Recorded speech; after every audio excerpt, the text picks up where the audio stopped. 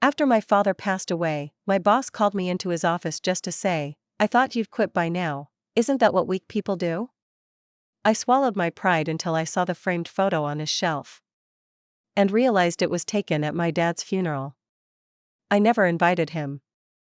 I stared at him, blinking hard, like maybe I hadn't heard him right. My father's funeral was less than 2 weeks ago.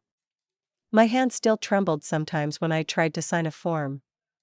I hadn't even begun to process the loss, and yet here he was, my boss, the man who had emailed me a clipped "take whatever time you need" the day Dad died, basically calling me pathetic to my face. I wanted to say something. Anything. Instead, I nodded stiffly and turned to leave his office, feeling every muscle in my body screaming for me to turn around and scream at him. But I didn't. I swallowed it down like a bitter pill because survival, not pride, was my priority. I had rent to pay. I had my dad's house to clean out. I had no energy left for battles that felt unwinnable.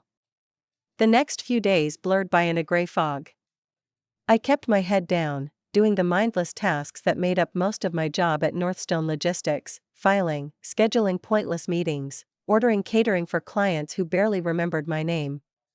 It wasn't until later that week, when Douglas asked me to drop off a quarterly report in his office, that everything shifted. He wasn't there. His coat was slung over the back of his chair like he had just stepped out for a moment. I told myself to be quick. Just drop the folder on his desk and get out. But something caught my eye. On the shelf behind his desk, tucked between his framed MBA diploma and some ugly crystal leadership award, there was a picture frame. I don't know why I looked closer. Maybe because something about the colors, the deep maroon of the church carpet, the white rose sprays, looked eerily familiar. I leaned in. My stomach dropped. It was a picture of my dad's funeral. The shot wasn't posed, it was candid, almost voyeuristic. You could see the casket at the front of the chapel, the mourners sitting stiffly in their pews, the stooped back of my father's lifelong friend, Mr. Holt, sobbing into a handkerchief. And standing at the back, barely noticeable unless you knew to look, was Douglas. He had been there. He had stood in the back like some grim specter, watching me say goodbye to the only parent who had ever stayed. I stumbled back from the shelf, heart hammering against my ribs. My mind raced, trying to make sense of it.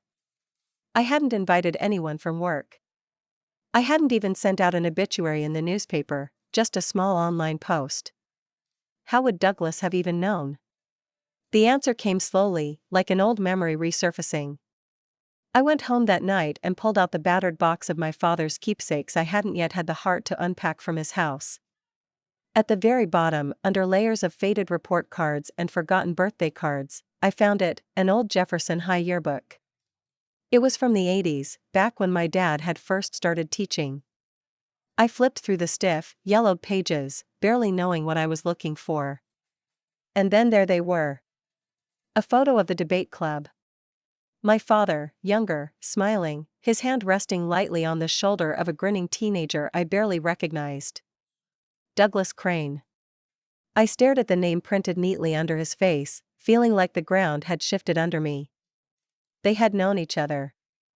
I didn't sleep that night. I sat up, piecing together scraps of old conversations, things my dad had said once in passing about bad decisions and old friends who took wrong turns. It had never seemed important before. Now it felt like the key to a puzzle I hadn't even realized I was solving. The next morning, I took a risk and called Mr. Holt, one of Dad's oldest friends. He sounded surprised to hear from me, but when I hesitantly asked if he remembered Douglas Crane from Jefferson High, he went quiet for a long moment. Then he sighed. "You're better off letting sleeping dogs lie, Claire," he said. But I pressed him. I needed to know. Slowly, reluctantly, he told me the story. Douglas had been in trouble. Everyone knew it back then. Smart, but mean-spirited. Bitter about coming from a rough home. Envious of kids like my dad who had a natural gift for connecting with people. Their friendship had been rocky, competitive, fueled by teenage bravado. It all came to a head when someone vandalized a teacher's car, slashed tires, broken windows, crude graffiti sprayed all over the side panels. My dad had been blamed at first. Anonymous tips, rumors whispered in the halls. It had nearly cost him his scholarship to the University of Minnesota. But after some digging, and some mercy from the principal, the truth came out: Douglas had done it. Out of jealousy. Because my dad was getting out of their dead-end town, and he wasn't. Douglas had been expelled. My dad, ever the bleeding heart, had refused to press charges. Had even given a glowing character reference later to help Douglas get into a lesser college. "Your father was too good for this world," Mr. Holt said quietly. I hung up feeling hollow. The pieces clicked into place with sickening clarity. Douglas hadn't just been my boss. He had been carrying a grudge for decades. And when my dad died, when he saw an opportunity to finally, fully assert some warped sense of dominance, he took it. Coming to the funeral uninvited. Framing the moment in his office like a trophy. A final, silent victory.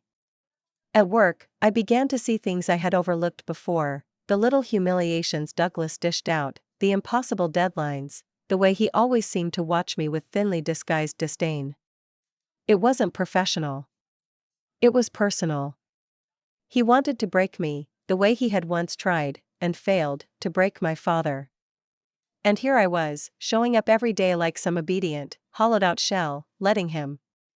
For a few days, I drifted through work in a daze, debating what to do. I didn't want to make a scene. I didn't want to give him the satisfaction. But I also couldn't pretend anymore that this was a normal job, that Douglas was just an ordinary jerk boss. He was a man obsessed with winning a battle that had ended long ago, a battle only he was still fighting. One afternoon, as I sat eating my sad little sandwich alone in the break room, Maya, one of the junior project managers, dropped into the seat across from me. She was new, younger, full of energy I could barely remember having. She glanced around the empty room and then leaned in conspiratorially. "You okay?" she asked.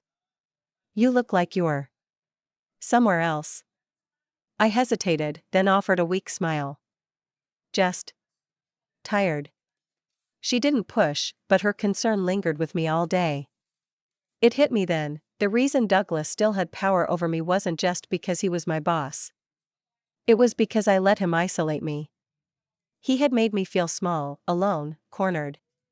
But I wasn't alone. Not really. I had allies. And I had something even stronger: the truth. The next few weeks passed with a new, careful precision. I didn't quit. I didn't lash out. I observed. Douglas had gotten lazy over the years. His confidence, his arrogance, made him sloppy. He said things he shouldn't have said in meetings. He made jokes that skirted the edge of HR violations and sometimes toppled right over it. He treated subordinates like they were dirt under his shoes, knowing full well most people were too afraid to challenge him. I started keeping a small notebook. I wrote everything down. Dates. Times. Exact phrases. I wasn't reckless. I was deliberate. I made copies of emails where he belittled staff or made unrealistic demands with threats attached. I didn't just focus on how he treated me. I focused on patterns. Patterns that, once connected, painted a very ugly picture. It wasn't easy. Every day I walked into that building was a test of willpower. Every passive-aggressive remark from Douglas was a stone thrown at a fragile glass wall inside me. But I remembered my father's voice. "Stay steady, Claire. Some people want you to break because they can't fix themselves." I stayed steady. One day, I found my chance. An internal memo went out announcing that Northstone Logistics was undergoing a corporate culture audit, basically, outside consultants coming in to make sure everything was above board after a minor PR wrongdoing the company had faced earlier in the year. It wasn't connected to Douglas, but it meant HR was suddenly paying a lot more attention to complaints. Normally, grievances like mine would have been quietly buried. But now? Now they needed to be seen as doing the right thing. The timing was too perfect to ignore. I booked a confidential meeting with HR. I didn't storm in, firearm blazing. I sat down, opened my notebook, and calmly, methodically, laid out the case. Not just that Douglas was unprofessional, but that he had created a hostile environment fueled by deeply personal, historical resentment. That he had targeted me not because of my work, but because of a decades-old vendetta. I expected disbelief. Instead, I watched their faces shift from polite neutrality to uneasy recognition. Because I wasn't the only one who had noticed Douglas's behavior. I was just the first one brave, or fed up, enough to document it. After that meeting, everything moved faster than I expected. HR started pulling email records. Interviewing other employees quietly. Maya later told me she'd been asked if she ever felt unduly pressured or mistreated by upper management. She said yes. Others did too. Douglas must have known something was happening, because he grew more erratic. Shorter temper. Paranoia. At one meeting, he snapped at me for a typo in a scheduling memo, a memo that he had rewritten himself before sending. He shouted across the conference room, red-faced and trembling, while half the executive team watched in awkward silence. I didn't react. I didn't apologize. I just looked at him with a calmness that I think, somewhere deep down, scared him. Because bullies don't know what to do when their targets stop flinching. The next week, Douglas was asked to take a temporary leave of absence pending an internal review. The email was sterile, corporate, bloodless. But when I saw him walking out of the building carrying a cardboard box, his face ashen and defeated, it was anything but sterile. I didn't gloat. I didn't smile. I just watched. He caught my eye for a brief moment, and for the first time, I saw something that almost looked like fear. He knew. He knew that I knew everything. And there wasn't a damn thing he could do about it. Still, I didn't relax. Not yet. Temporary leave wasn't the same as permanent removal. I knew enough about corporate politics to know they might try to quietly bring him back after the heat died down. I needed to be smarter. The building felt different without Douglas skulking around. Lighter somehow, but also charged, like the calm right before a summer storm. People started talking again, quietly at first, in hushed conversations by the elevators or over coffee. Whispers about how Douglas had been untouchable for years. Stories of others he had humiliated, bullied, pushed until they broke or left quietly in the night. I wasn't surprised. Bullies don't change, they just get better at hiding their bruises behind paperwork and performance reviews. Still, HR hadn't formally announced anything beyond his temporary leave, and that worried me. Temporary could mean a lot of things. Temporary could mean they were hoping the dust would settle so they could quietly sweep it all under the rug. I couldn't let that happen. I started gathering testimonials from coworkers, nothing official, nothing anyone would feel endangered over. Just quiet statements. Maya helped. She wasn't afraid to speak up, and through her, I found others willing to back me up anonymously if it came to it. At the same time, I contacted an employment attorney. Not because I planned to sue, I didn't want a drawn-out court battle. But I needed to know my rights. I needed to know how much leverage I had if Northstone tried to bury everything. The lawyer, a calm woman named Elena Price, listened carefully as I laid it all out: Douglas's past with my father, his behavior toward me, the pester, the company's pattern of ignoring complaints. When I finished, she leaned back, steepling her fingers. "They'll want this to go away quietly," she said. "You have more power than you realize, Claire. If they think you're a liability, they'll move to cut him loose before you go public." It wasn't about revenge anymore. It was about survival. Mine, and the survival of anyone else who might one day walk into that building thinking they were starting an ordinary job, not stepping into a decades-old war they didn't even know existed. A few days later, I was called into a follow-up meeting with HR. The room was bright and sterile, the windows letting in the pale gray light of a Minnesota winter afternoon. Across the table sat Mark Bentley, the director of human resources, a man who always looked vaguely uncomfortable, like his suit itched. He smiled, tight and polite, and launched into a speech about valuing employee well-being and taking concerns very seriously. I listened without smiling. Finally, he said it. After careful consideration, we've decided to permanently terminate Mr. Crane's employment with Northstone Logistics. He said it cleanly. No drama. No fireworks. Just a clean break. I should have felt relieved. Instead, I just felt tired. We hope you'll feel reassured by our actions, Mark added. And we would like to offer you a formal apology for any distress this situation has caused. I accepted it with a small nod. What else was there to say?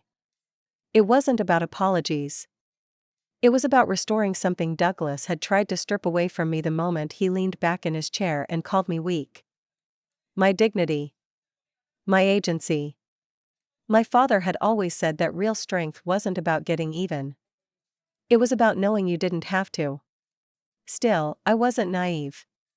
HR's sudden enthusiasm for doing the right thing wasn't born out of genuine remorse. It was about liability, public image, and the whisper of legal action they didn't want to face. But for once, their self-interest aligned with justice. And I could live with that. Word spread fast. Within a week, every floor knew Douglas was gone for good. There was no farewell email, no party, not even a fake "we wish him the best in his future endeavors" memo. It was like he had been erased, wiped from the system, his name scrubbed from schedules and office directories. Some people whispered. Some speculated. Most just moved on. That's the way it always is. The villain exits stage left, and life keeps marching forward like he was never there at all. But I felt the absence in every quiet breath, every moment where I didn't have to brace myself for another jab, another slight, another test of endurance. It should have been enough. It almost was. But something still gnawed at the edges of my mind. Something unfinished. The photo. The one Douglas had framed in his office, the picture of my father's funeral he had attended like a ghost, uninvited, unwelcome, unseen. He had kept it there, not just as a trophy, but as a constant reminder to himself. A reminder that he had won. I couldn't stand the thought of it sitting in his belongings somewhere, in a box, or worse, hanging on a wall in his home like some sick souvenir. I needed it back. Not because I wanted revenge. Because it belonged to me. It belonged to my father. And he deserved better than to be part of Douglas Crane's twisted legacy. I didn't even know where Douglas lived. Not precisely. I knew he lived somewhere near Lake Minnetonka, because he used to brag about it, the way some men brag about sports cars they lease but can't afford to maintain. But that wasn't helpful now. Tracking him down wasn't an option, and frankly, I didn't want to. I wanted to do this clean. No drama. No confrontations in driveways or mailed letters that could be twisted into something ugly. So I waited. I knew he would have to come back, at least briefly, to collect the last of his things, to sign final paperwork. People like Douglas didn't leave without trying to salvage something. And when he did, I'd be ready. Sure enough, about 2 weeks after his official termination, a quiet memo went out informing staff that Mr. Crane would be on site briefly after hours to retrieve personal belongings. No time listed. No invitation for conversation. It was as subtle a warning as Northstone could legally send. Most people ignored it. They were smart enough to steer clear. But I wasn't most people. That evening, after everyone else had trickled out, I stayed behind. I pretended to be working late, though my heart wasn't in the spreadsheets glowing on my monitor. I waited, pretending to type, while outside the glass walls of my office, the building grew still and empty. Around 7, I heard the elevator ding. Footsteps. Heavy. Dragging. I didn't look up right away. I didn't need to. I knew it was him. Douglas shuffled past the open doorway without noticing me. He looked smaller somehow. Like the absence of power had shriveled him. He disappeared down the hall toward his old office. I counted to 10. Then 20. Then, quietly, I stood and followed. The door to his office was ajar. Inside, he was bent over a cardboard box, sweeping things off his desk with careless motions: a stress ball, a few pens, a cracked paperweight shaped like a globe. The framed photo was sitting on the desk, near the edge. I stood there, silent, watching him for a moment longer than I should have. Finally, he looked up. His eyes landed on me. Something flickered there: annoyance, exhaustion, a ghost of that old superiority. "You need something?" he asked. His voice was rough, like he hadn't used it much lately. I stepped into the office. My palms were sweating, but I kept my voice steady. "The photo," I said. "It's my father. I want it back." For a second, he just stared at me. Then he gave a short, bitter laugh. "It's just a picture," he said. "Why do you even care?" I took another step forward. "Because he was my family," I said quietly. "Not your trophy." His mouth twisted, not quite a smile, not quite a grimace. "You think you know everything, don't you?" he said. "You think he was some kind of saint." I said nothing. He shook his head, almost like he pitied me. "Frank Whitmore wasn't perfect, Claire," he said. "He abandoned people too. He left a lot of wreckage behind. You just didn't see it." The words hit like a slap, but I didn't flinch. "Maybe he wasn't perfect," I said. "But he never used other people's pain to prop himself up." We stood there, the silence stretching thick between us. Finally, without another word, Douglas shoved the framed photo across the desk toward me. It slid to a stop near the edge, the glass catching the dull overhead light. I picked it up carefully, holding it against my chest. It was heavier than I remembered. Or maybe I was just feeling the weight of everything it represented. Douglas went back to his packing without another word. I turned and left, the photo pressed tightly against me, not daring to look back. Outside, the parking lot was cold and empty under the sharp glare of the security lights. The air smelled like snow. I sat in my car for a long time, the engine off, the photo resting in my lap. I traced the edge of the frame with my finger, feeling a strange mixture of sadness and relief settling deep in my bones. I had the photo.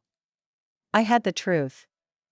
And I had something Douglas Crane would never understand. Driving home that night, the city lights blurred past in a haze, but I felt clearer than I had in months. The photo sat on the passenger seat beside me, heavy with memory. I knew reclaiming it wasn't the end. It was a step. The next part, the part that would truly set me free, meant doing something harder. Douglas Crane had spent his whole life defined by bitterness. He carried his resentment like armor, wore it so long it had fused to his skin. He hated my father because my father had something he never did: respect. Real, earned respect, not the kind you oppress or buy or demand. Douglas couldn't destroy my father when he was alive. And he hadn't destroyed him in death either. The only thing Douglas had really destroyed was himself. And I wanted the whole company, the company where he had ruled through fear for years, to remember that. Not with a dramatic scene. Not with screaming or lawsuits. With truth. The next day, I submitted a formal resignation letter, polite, professional, impossible to twist into anything ugly. And attached to it, I included a detailed report. Not just on Douglas's pester toward me, they had already handled that. No, I wrote about the culture he had created, how good employees had left, how innovation had been strangled by fear, how the company had shrunk under his leadership while competitors soared. I backed everything with real data: performance reports, project notes, turnover rates, exit interviews no one had bothered to read properly. I ended it with a simple line: "You removed the man. I hope you remove the rot too." I left my badge, my laptop, and my final keys in the drop box without ceremony. No awkward goodbyes. No fake well wishes. Just a clean exit. And then, for the first time in years, I walked out of those glass doors and didn't feel like I was leaving something behind. I felt like I was reclaiming myself. Word got around, as it always does. Maya texted me a week later. Apparently, my report had rattled the higher-ups badly. They brought in outside consultants to review the company's structure. There were mass leadership changes. Whole departments were restructured. Toxic managers Douglas had protected were suddenly out of jobs. People who had been stuck under layers of petty power games were promoted, finally given the chance to breathe and lead. Maya was one of them. She had been promoted to team leader within 2 months. It's actually nice now, she texted. Like, people smile at work. Crazy, right? I smiled reading it, sitting on the back porch of my father's house, a cup of coffee warming my hands against the cool spring air. I hadn't just survived Douglas Crane. I had outlived him. Outlasted him. Unmade the little kingdom he built on fear without ever raising my voice or lowering myself to his level. That was the revenge. Not fire and fury. Not seeing him ruined in some public, humiliating way. Just knowing that the place he tried to control now flourished without him, that his name would be a warning, not a legacy, was enough. I set the framed photo of my father's funeral on the table beside me. I had replaced the old frame, the one Douglas had chosen, with something simpler, something that felt more honest. A plain oak frame, warm and sturdy. I traced the edge of it with my thumb, smiling softly. "We did it, Dad," I whispered. "We're still standing." In the distance, the first robins of spring sang in the budding trees. The world, as always, moved forward. And this time I was moving forward with it.